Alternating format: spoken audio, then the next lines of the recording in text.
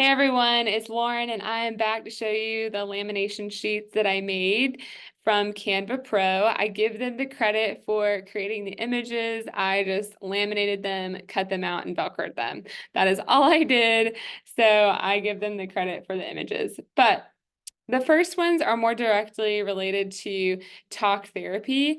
And in past videos, I talk about zones of regulation with identifying your emotion with a color. So this is a sheet that you guys can hang on your wall, and it just gives obviously the colors and the emotions underneath. Some controversial topics in OT are why are we relating a negative emotion with red color? So people don't like that it associates that, but there is a lot of positive research about these zones of regulation helping kids self-regulate. Those research articles are on my Padlet resource that I've given you. Just be mindful of that though when you use it, but these are my favorite.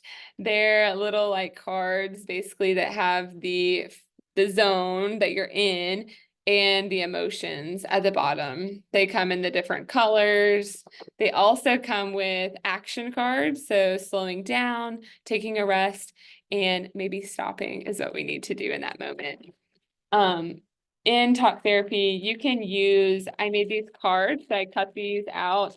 They're basically the same thing that I just showed you, but in card form. So maybe you want to play a game and you're like, okay, well, you're getting really frustrated right now and you're starting to get angry and I can see it. And so you like kind of hand them the card. And then you're like, okay, how are we going to get back to being happy? Or maybe we need to get back to being in control. And so these can be really helpful in identification of emotions.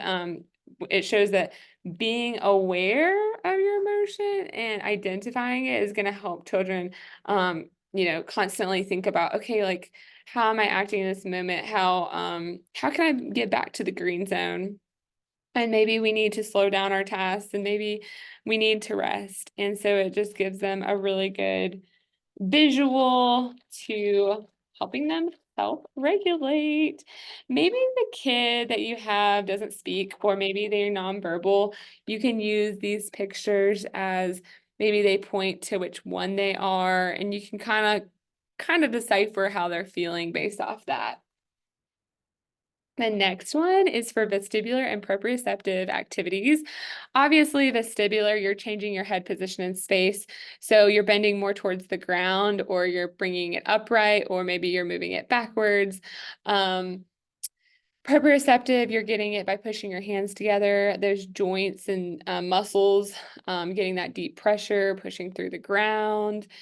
Now, with these poses, I will say that at the psychiatric hospital I worked at, I had one child come up to me and say that he was very triggered and was feeling very anxious during the cow pose. And I asked him why, and he said that he had sexual past abuse that he had never told anyone about. So obviously, we stopped the activity and changed his activity to something else. So just, never force an activity on a child if they don't want to do it and allow them to be in control of their own body. We never want to cause further trauma for these kiddos in the foster care system, especially. This is the alphabet, totally different topic, but this is just a sheet that you guys can have in clinic, see their development. Do they know some words that start with A?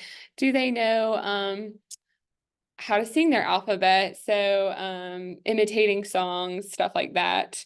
These can be hung up. This is a matching game that I created. So Velcro on the back. So you can kind of stick them together. I would give this to kids ages 2 to 5. I feel like they're kind of learning their shapes and cute stuff like that, but maybe they're waiting for an extended amount of time. You're like, oh, I don't know what to give them. So you give them that. Kind of fun for them to really think about. You guys do a lot of eye checks, ear exam, checking their ears, checking their chins, checking different body parts. So during the session, you can use this to pull off a card and be like, oh, I'm going to check your eyes now.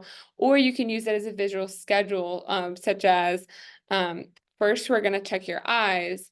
Second, we're going to check your ears. Now we're going to check your chin, giving them an idea of what this session, this treatment session is going to look like is going to be helpful in decreasing any anxiety they may have. And it's just a really cool way to help them know their different body parts. So even if you're not being interactive with them, it's still a matching game for them.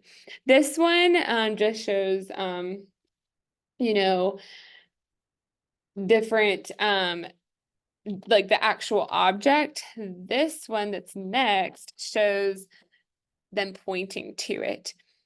This one, the next one is a little bit more diverse as well. Obviously, we would have liked to show more ethnicities in cultures, but this is what we got on Canva, which is, we're gonna work with it. But yeah, these ones are a little bit more difficult because I put them on the side. I didn't want the words to be covered up. But yeah, as you can see, it's pointing to your eyebrow, it's pointing to the shoulders, and the other one just shows a picture of each body part. So that's the difference. There's 3 sheets of those as well. Really cute. They're also colorful. I love them. And then we have 2 sheets of animals. So you can see, do they know how to roar like a lion? Do they know the elephant? Like I had to learn that last semester or last field work, and it was hard. Elephant sounds are hard. I have no idea what a rhino says, but just again, a matching game, something that's interactive, something they could do. Maybe you can have them waddle like a penguin. Maybe you can have them stretch tall like a giraffe. This could also be a vestibular game of sorts, or maybe you want them to sit like the polar bear, crawl like the alligator.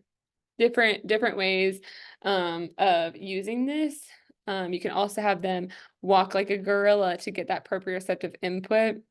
We talk a lot about bear walks in OT, and just walking like on all fours, that gives that deep pressure into the hands, and kids tend to calm down, and it's miraculous. So hopefully this helps you guys. Let me know if you have any questions. Again, I spent a lot of time working on this, probably too much time, but I think they're really cute, and I hope you guys love them.